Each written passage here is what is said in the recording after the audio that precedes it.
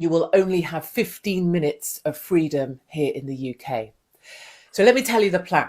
The plan is in Oxford, and this has just been passed by the council, to divide the city here into, a bit of a squiggly city, into 6 parts. So 1, 2, 3, 4, 5, 6.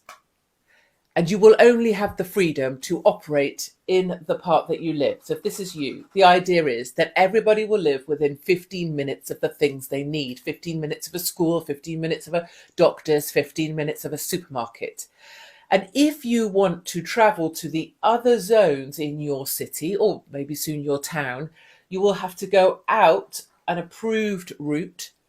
You will have to journey around the outside of the city in order to re-enter another section of the city. This plan is supposed to be saving the planet. And the idea is that you won't simply be able to cross over into other sections of your city anymore. So if your mother, for example, lived over here, you wouldn't be able to just go across and see her. This would all be done via e-gates, electronic gates, and number plate recognition. You in your area will only be allowed within that 15-minute zone that you've been allocated. The number plate recognition will know if you leave your zone. And you can apply for permission, a permit, to leave your zone and travel to another zone. But you'll only be allowed to do this about 100 times a year. This is real. I just have to stop and say that. This has actually been passed by Oxford Council. This is happening in the next 2 years, 2024 it begins. And if you use up all your 100 passes that someone designates whether you're allowed to have to go into the different zones, you'll be fined. Your number plate will be recognised. It will observe that you've gone somewhere you're not allowed in your own city, and it will fine you £100 or £80 or whatever the fine number is.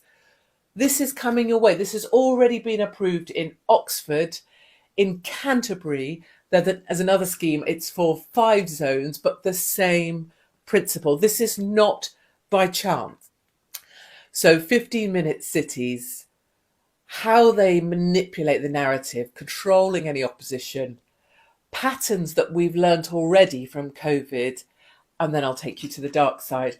So when you're locked into these neighbourhoods and you're only allowed within 15 minutes of your home address, the way that they're going to and are already controlling the conversation, and think back to COVID, think back to COVID, think back to COVID, they're creating fact checkers. So anybody that's spoken of this already, whether it's Sky News in Australia with lovely Rowan, or GB News, or anyone trying to talk about this zoning restriction in cities where you're going to be effectively told you can only go this far and you must stay this far. Any kind of opposition to that, any voices like this one saying, can you not see the worry here, the control on this? Now we have the fact checkers. So you have the fact checkers that will be promoted on Google, promoted on any search engine, fact checkers on Twitter, AFP, fact checking, saying, no, this isn't a climate lockdown. This is just some traffic control. No, people will still be able to go wherever they want. Well, yes, you will, but you'll be fine. No, there won't be physical barricades. Well, no, there won't. There'll be e-gates. And there'll be nameplate recognition and probably facial recognition to follow, which is far more scary than an actual bollard that I could go blooming crashing my way through at my own cost. All of these fact checkers are, no, but what they're saying is fine, is not fine at all.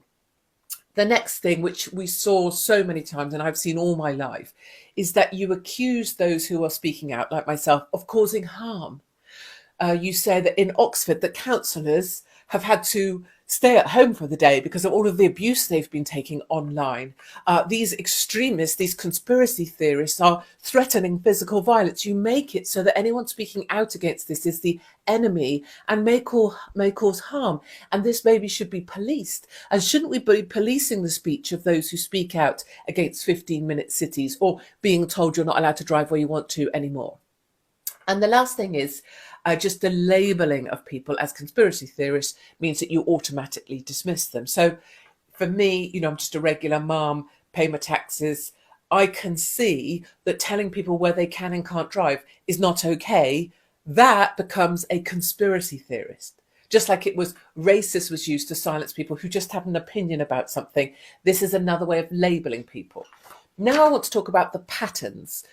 So if you are open-minded for one moment, let's see if you can see some of the patterns from COVID lockdowns repeating themselves with this traffic calming system that requires you to stay within 15 minutes of your home address and not cross over into your neighbour's turf. So one pattern is to create a morally superior rationale, a morally superior reason. So the reason that's given for these sort of things, it's never the actual reason, but the reason. So with COVID, it was stay home so you don't kill old people, a morally superior reason, right? Or interfering with Ukraine and Russia, morally superior reason. Oh, we're fighting for democracy. With this, it's, oh, this is about the climate. And if you bring out of university people who truly believe, young people who truly believe, like the people who glued themselves to the pictures in the gallery, they truly believe they only have 5 years to live, that they believe that. This is the morally superior reason. We need to do this.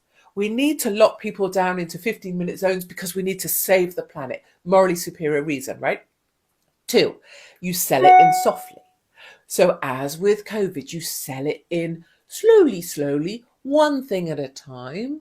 So this has been going on in Oxford since 2015, but no one really noticed because silly councillors.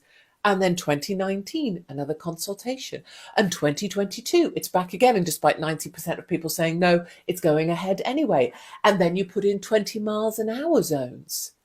If you don't see this coming in your area, I'm thinking Wales will be next. 20 mile an hour zones. You see that coming? That is schooling you to prepare for 15-minute cities where you don't get to go outside your 15-minute zone. So you sell it in softly. Number 3, you focus on the minutiae. And when the powerful were testing out the levers of control on us, as I believe in lockdown, focusing on the minutiae worked brilliantly. How many people can I have in my home? Now let's change that rule. Now you're allowed 6. Now you're allowed 8. Now you're allowed out twice a day, but for 1 hour, but not for 45 minutes, but you can't sit on a bench. Now you can do this, but not that, but you must do this and you must be wearing a red hat.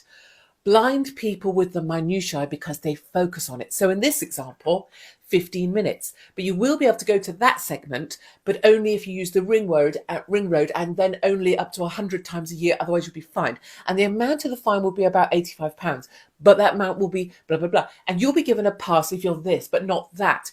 Get people to focus on the minutiae because what you're then doing is taking them away from the, I'm sorry, why would you be telling me where I'm allowed to drive in my own city? It works perfectly with ordinary people because ordinary people love to know the rule because they like to stay within the rule because they don't want to be in trouble. You silence the opposition, so people like me, conspiracy theorists, penalise them, demonetise them, call them nutters, make them anti, trying to keep people alive. Imagine them saying it's about climate lockdown when all it is just a little bit of e-gates and, nameplate, number plate recognition. Oh, those crazy people. Make them nutters and promote people who love this stuff. Show people cycling, cyclists saying how lovely it is to be able to cycle about freely.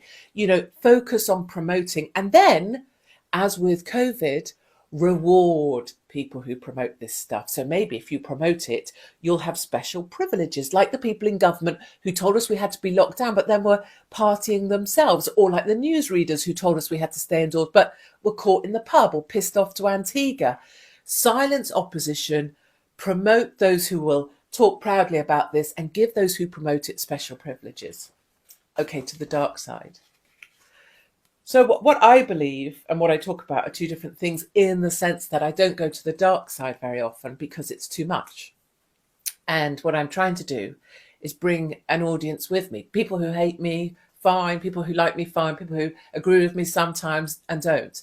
And what I avoid doing is talking about what I think, believe, know, have seen, have experienced a lot because it's too dark and it's so horrid that almost you lose everyone because almost if it's true, it's so awful. You You can't imagine it. So I don't go here often, but to just sort of glimpse to the dark side, which is, in my personal opinion, that COVID lockdowns and COVID itself, actually, in terms of how it was manifest in the media. And I'm not saying there wasn't a terrible situation, and I'm not saying lots of people didn't get very, very sick and die. They did. But the way it was manifest, I believe, was all about testing the levers of control. And the powerful across the planet got to see which levers worked best. So it was like testing the levers, like if you imagine driving a tractor that has lots of levers, or a digger. That's how it went. And you tested this lever and it did that. Okay. You tested this lever and it did that. And now we can use those levers to control people according to how governments, or rather global organizations, wish. So internalizing the problems into people's homes, that worked brilliantly. Clapping on doorsteps, genius. Taking Ukrainian refugees into your own homes, personalize it to people on their doorstep, that worked great. And there'll be something about this driving restriction, climate lockdown, that will be personalized into people's homes. Maybe it will be a sort of measure of how many times you've kept within your distancing, smart meters for your own traveling. How many times have you used your 15-minute, limits this week? They will bring it into your homes like the way they do with the smart meters. Compliance, pushing this idea that if you're compliant, you follow the rules, you do what you're told, your life becomes easier. But if you disobey, if you break the rules, we're going to crush you. So in the same way that maybe a Tommy or a me needed to be crushed, or a Belfield, crush you to the point of taking everything you have and making it so that your life becomes unlivable. Crush people who disobey to teach others a lesson that compliance is the only way that you're going to get through this. Make people enjoy small worlds. Reward small behaviour, small thinking. 15 minutes. Stay within your zones. Yeah, just wear your pajamas all day. Don't even bother going out. The government will give you everything you need if you just stay inside, stay on your screens, stay locked down, get smart. Don't try and go out. And people who made effort, who made endeavour, who adventured, who want to take risks, people who will throw themselves off a mountain or out of a plane, or will risk their home to make a business work, employ people even though it's a pain in the ass, crush them down. Make it such that their life is so punitive, they get not only to the point of wondering why they bother, which we all get to, but just thinking, God, I don't think I can do this anymore. And those are the levers of power that were tested during COVID lockdowns and can be applied magnificently in the darkest way to the new climate lockdowns, which you're not allowed to call climate lockdowns already. I so absolutely anticipate this will have a warning on it if it's even left up. And very soon, instead of the COVID information you'll be required to read, it will be climate information you'll be required to read, and this will become misinformation. So that's where we're headed. 15-minute lives, taking away your very freedom to just go where you want and how you please, focusing on the minutiae so that you lose that sense of questioning what this is all about. And most importantly, making it so that small people, ordinary people, just become data banks living in high-rise houses above public transport systems, and are curtailed in their every living moment to what they're allowed to do, where they're allowed to go, who they're allowed to talk to, so that unnecessary consumers, the ordinary people, are shrunk away until they are at a necessary number for the data that can be garnered from them. Like I said, that's the dark side.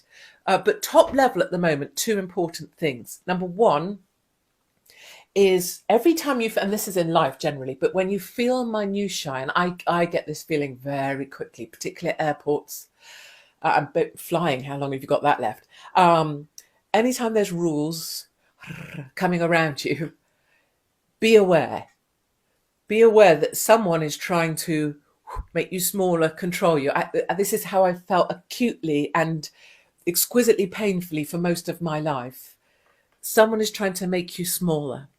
And as soon as you feel that, your antennae should be up, right? Your your sensors should be up and you should be saying what's going on. And that's exactly the point with this climate lockdown. Oh, driving restrictions, sorry. That's all they are, of course.